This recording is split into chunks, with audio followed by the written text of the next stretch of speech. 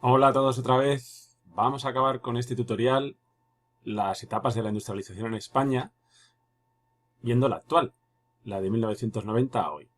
Y dentro de este periodo también vamos a hablar de los sectores que ahora mismo tenemos, dividiéndolos en tres grupos. La etapa actual hemos visto que en el fondo empezaría con la entrada en la Unión Europea, pero bueno, vamos a poner el año 90 como el año que se suele tomar de referencia, y las repercusiones de entrar en esta Comunidad Económica Europea, como se llamaba entonces, ya la vimos. A lo que hay que sumar las de empezar la llamada tercera revolución industrial, la de microelectrónica, la informática, la robótica y todas estas que llamamos nuevas tecnologías. Y ha sido una etapa, ya que ya estamos prácticamente en 30 años de duración, que ha tenido ya bastantes altibajos, ¿no? Una breve crisis posterior a las Olimpiadas de Barcelona, la gran crisis de 2008 en adelante, y ahora me temo que con el coronavirus entremos probablemente en otra, ¿no? La clave de esta etapa, aunque siempre ha sido importante, más ahora, es la innovación. Incorporarnos a la Unión Europea nos permitió mejorar en este sentido. Nos trajo ventajas también entrar en un mercado único, pero nos obligó a cambios importantes. El reto era innovar y ser más competitivos. Para eso teníamos que mejorar en las TIC, las llamadas nuevas tecnologías de la información, y en la microelectrónica y la robótica. Los nuevos sectores punteros de la industria son, a partir de este momento, los que tienen que ver con eso. Telemática, que ya sabéis que es la unión de las telecomunicaciones con la informática, y todo lo que tenga que ver con los instrumentos de precisión, nuevos materiales, automatización, biotecnología, energías renovables, es decir, industrias con un alto componente tecnológico. Algún viejo sector va a rejuvenecer, pero los menos, ¿no? La estructura de la producción industrial sufre cambios radicales, ¿no? La industria de por sí pierde peso, ya sabéis que se produce la terciarización creciente en la economía y si vemos el porcentaje que supone la industria en el PIB o en la población ocupada, en ese sentido cada vez es menor. Los sistemas de producción se descentralizan, son más flexibles, ¿no? Con empresas que dividen sus plantas productivas y, por tanto, la producción de una mercancía, de un producto, en diferentes lugares, esto es lo que se llama empresas multiplanta. También subcontratan muchos procesos a otras y se alían. Sobre todo las pymes forman redes de empresa o distritos industriales, los llamados clúster. Siguen proliferando estas pequeñas y medianas empresas en España, siguen siendo prácticamente 90 de cada 100, pero a la vez las grandes cada vez lo son mayores y se producen concentraciones crecientes. Ha pasado con los bancos y también ha pasado con sectores industriales, siendo las multinacionales en algunos de estos sectores cada vez más esenciales. La mano de obra en las industrias punteras debe ser cada vez más cualificada y en general más flexible, dispuesta a tener que cambiar de empresa o de lugar. Hay menos mano de obra que antes, porque se va automatizando y robotizando todo. La desregulación, sobre todo a partir de la crisis, hace que las condiciones laborales a veces hayan empeorado y sean más fáciles los despidos. Y cada vez hay más empleos terciarios relacionados con las industrias y menos propiamente productivos.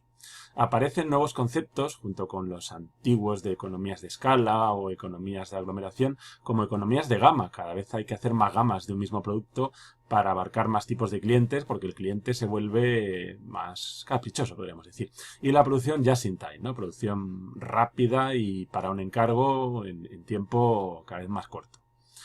Crece la externalización, lo que decíamos, subcontratación, y España sigue teniendo un problema, a pesar de todo lo que hemos dicho, que es que invertimos poco en I+D+I, y aunque somos buenos investigadores cuando nos ponemos, todavía seguimos teniendo una tecnología algo dependiente.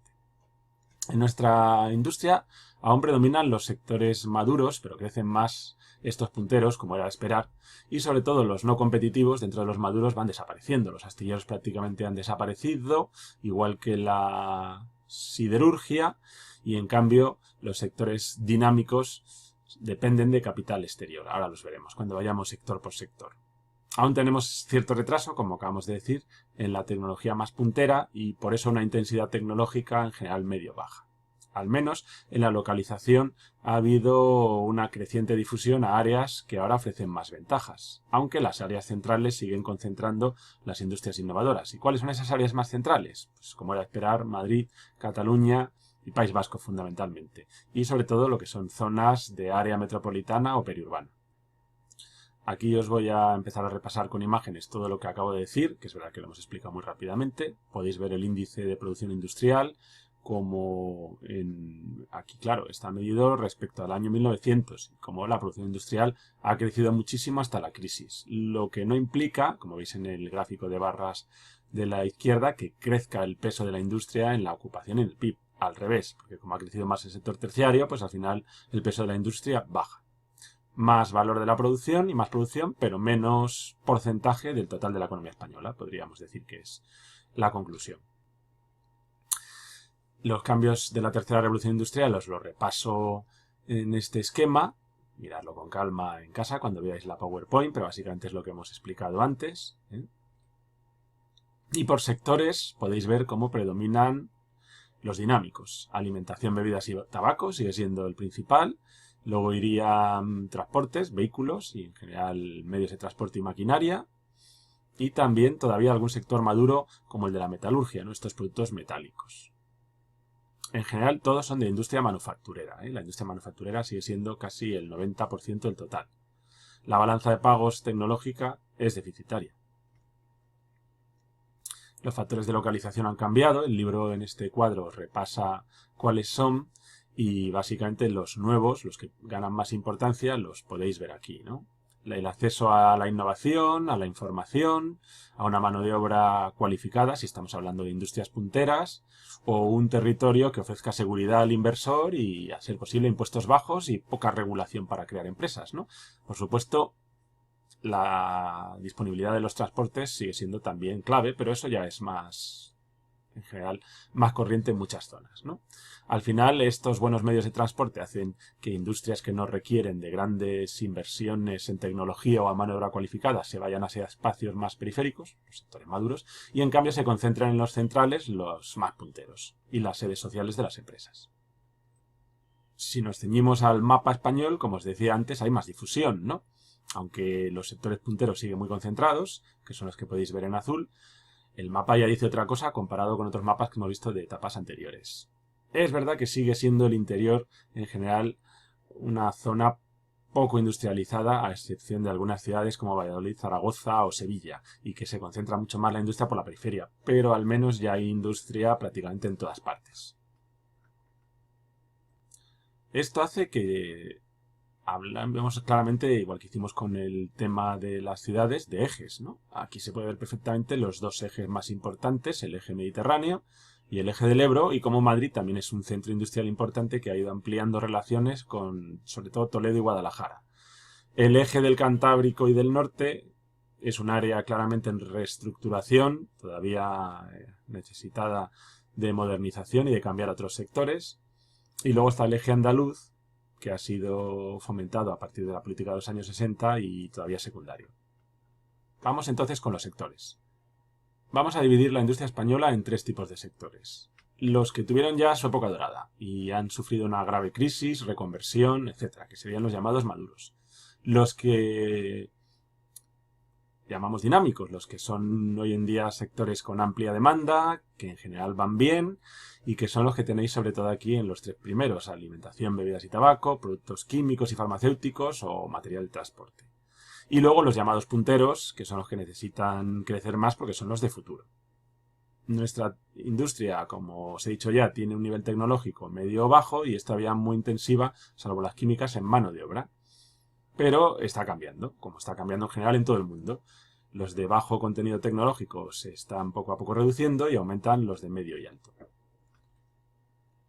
Así que aumentan las industrias avanzadas poco a poco, aunque esto apenas se note todavía en estas cifras que vemos que llegan hasta el 2007 y tienden a bajar los tradicionales.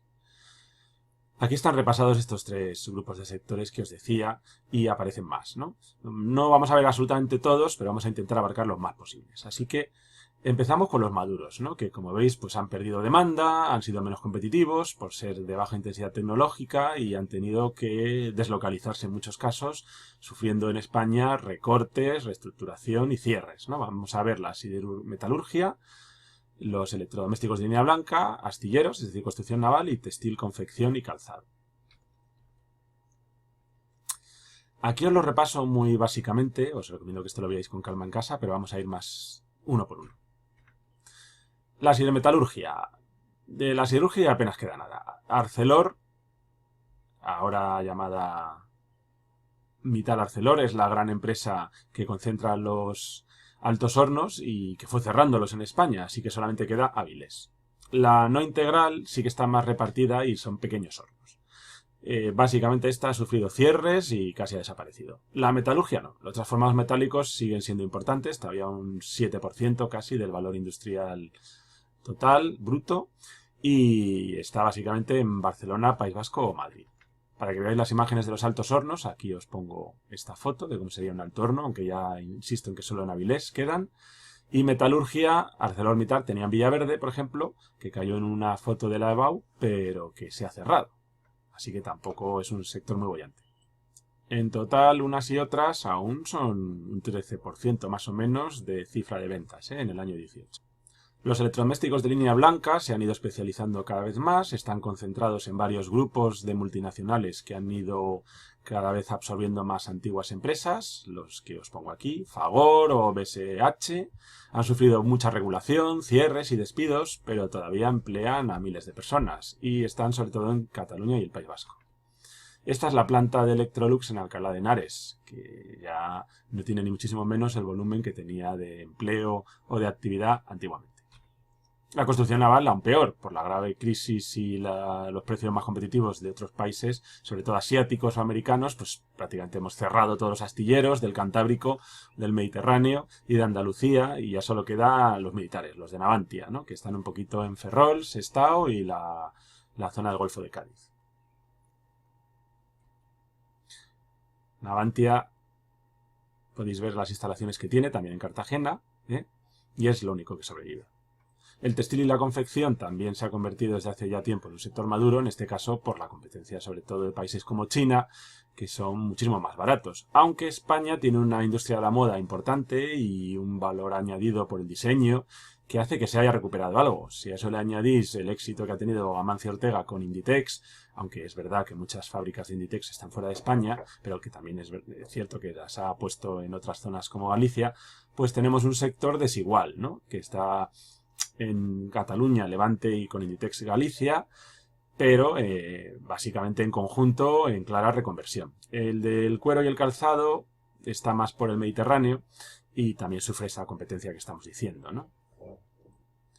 Se han perdido muchísimos empleos. En la primera década del siglo XXI, más de 100.000, pero todavía, aunque ya no llega a estas cifras, emplea a cerca de 200.000 personas, así que es un sector muy importante.